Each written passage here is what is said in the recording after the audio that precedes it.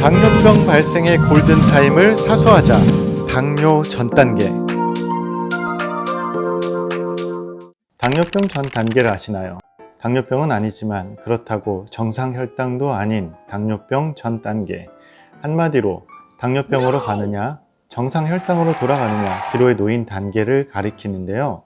이번 병원 어디가에서 준비한 내용은 바로 당뇨 전 단계에 대한 이야기입니다. 지피지기면 백전백승이라는 말이 있듯이 당뇨에 걸리기 전인 당뇨 전 단계를 바로 알고 관리를 한다면 당뇨병에 걸려 약을 먹거나 더 나아가 당뇨 합병증까지 걸리는 일을 미연에 방지할 수 있는 기회라고 생각합니다. 이번 편은 국내 당뇨병 환자 수가 2020년 기준 330만 명대로 엄청난 수치이기에 특별히 두 편으로 나눠 준비하게 되었습니다. 그럼 당뇨병 발생의 골든타임 1부 지금 시작합니다. 사탕당의 오줌요자를 쓰는 당뇨병은 병명에서도 확인할 수 있듯이 혈액 속의 혈당이 높아지는 경우 소변으로 포도당이 배출되는 현상을 가리킵니다. 소변으로 포도당이 배출되는 게 왜 병이 될까요? 우리가 보통 식사를 하게 되면 탄수화물을 섭취하게 됩니다. 이때 몸에서는 위장에서 나온 소화효소가 탄수화물을 포도당으로 바꾼 후 혈액으로 흡수시키게 되는데요. 혈액으로 흡수된 포도당을 인슐린이라는 호르몬이 우리 몸속 세포들이 이용할 수 있도록 만드는데 필수적인 역할을 하는 것이기에 인슐린은 없어서는 안 되는 호르몬인 것입니다. 인슐린의 주요 기능은 밥을 먹은 후 올라간 혈당을 낮추는 것인데요. 독일의 병리학자 랑게르한스가 발견하여 명명된 최장 랑게르한스 섬에서 분비되는 인슐린에 문제가 생겨 기능이 저하된다면 체내에 흡수된 포도당이 적절하게 이용되지 못하기 때문에 자연스럽게 혈액 안에서 쌓이게 됩니다. 이후에는 소변으로 배출되는데 포도당이 체내에서 적절하게 이용되지 못하고 배출되는 이 지점에서 문제가 발생하게 되는 것이죠. 포도당이 오줌으로 배출이 되면 몸에서는 소변을 자주 보는 다뇨, 갈증이 발생하는 다갈, 과식을 하게 되는 다식이 일어나는데 이는 소변으로 빠져나간 포도당이 많은 물을 가지고 오기 때문입니다. 이후 몸속에서는 수분이 부족하게 되며 갈증이 생기고 물을 많이 섭취하게 되는 것이죠. 하지만 우리가 음식물을 많이 섭취하더라도 앞에서 설명드린 것처럼 음식물이 에너지원으로 쓰이는 것이 힘들기 때문에 피로감을 계속 느끼면서 다식을 하게 되는 것입니다. 다식을 하게 되더라도 포도당은 오줌으로 배출되기 때문에 이 지점에서 체중은 줄고 몸이 점점 약해지는 것입니다.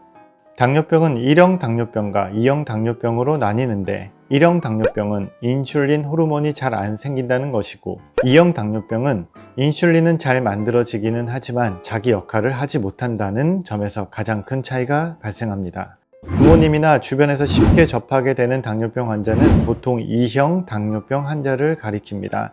당뇨병 환자의 90%를 차지하기 때문이죠. 1형 당뇨는 2형 당뇨와 다르게 소아 때부터 발생하여 성인이 된 후에도 지속하게 됩니다. 1형 당뇨는 인슐린이 잘 안 생기기 때문에 인슐린 주사를 통해 체내의 인슐린 농도를 정상 수치로 맞춰주지만 2형 당뇨병은 식습관과 운동 및 약물 치료를 병행하며 인슐린 주사가 요구되는 경우가 발생하기도 합니다. 저희가 오늘 말씀드릴 주제인 당뇨병 전 단계는 바로 당뇨 환자 90%가 겪고 있는 2형 당뇨병에 관한 이야기입니다. 혈당 기준치를 보게 되면 먼저 공복 시와 식사 2시간 후의 혈당치를 나누어 측정하게 됩니다. 정상 수치에서 공복 혈당은 70에서 99mg/dl를 가리키고 식후 혈당은 140mg/dl 미만인 수치를 가리키는데요. 당뇨병은 공복 혈당 126mg/dl 이상이고 식후 혈당 200mg/dl 이상을 말합니다. 여기서 중간에 해당되는 단계가 당뇨병 전 단계로서 대표적인 증상으로는 공복 혈당 장애와 내당능 장애가 있습니다. 공복 혈당 장애는 공복 혈당이 100에서 125mg/dl로 정상 혈당보다는 높지만 당뇨병 수치에는 못 미치는 단계를 가리키고 내당능 장애는 식후 혈당이 140에서 199mg/dl로서 이 역시도 정상 혈당보다 유독 높은 경우입니다. 당뇨병 전 단계에서 공복 혈당 장애는 밤 사이 밥을 먹지 않은 상태에서 혈중 혈당이 떨어지면서 간은 과도한 당을 만들어 보상을 하게 되는데 이로 인해 발생하게 됩니다. 내당능 장애는 식후 혈당이 높더라도 이 수치는 식사의 종류와 양에 따라 차이가 심하기 때문에 정확한 측정을 위해서 포도당 부하 검사를 하게 됩니다. 포도당 부하 검사는 포도당 75g을 300cc의 물에 녹인 후 5분에 걸쳐 마신 후 30분 간격으로 체열을 통해 혈당을 검사하는 것을 가리킵니다. 당뇨병 전 단계는 위험하면서도 중요한 시기입니다. 당뇨병 전 단계가 위험하다는 것은 이후에 당뇨병이 발생할 확률이 정상인에 비해 3배에서 20배까지 올라가고 혈당이 당뇨병 수치는 아니더라도 정상 수치보다 큰 수치라서 뇌졸중, 심근경색 등의 위험 정도는 정상인에 비해 3배에서 5배까지 높아집니다. 그렇다면 여기서 당뇨 전 단계가 중요한 이유가 등장하는데요. 바로 생활 습관을 미리 알고 고치게 된다면 정상 혈당으로 갈 수 있기 때문인 것입니다.